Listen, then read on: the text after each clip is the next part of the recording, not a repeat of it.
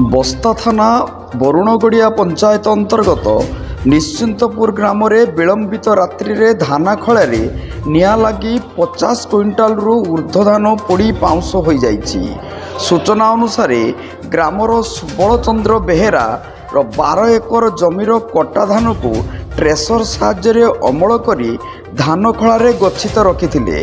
तेबे प्रथम अकंडारे निआ लागिबा परे गच्छित धान को निआ संचारित होइथिला, जहा द्वारा धान खलारे थिबा गच्छित 200 क्विंटाल धानरू पाखापाखि 50 क्विंटाल धान पोड़ी पाउंस हो जाइछि।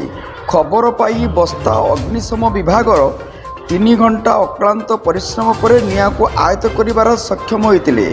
ग्रामवासी पहुंची अवशिष्ट धान को बस्तारे भर्ती करी अन्य स्थान रे नै जाइथिले।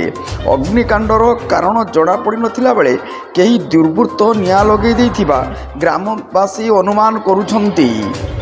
बस्तारू शिरीष महांती रिपोर्ट, जनता एक्सप्रेस।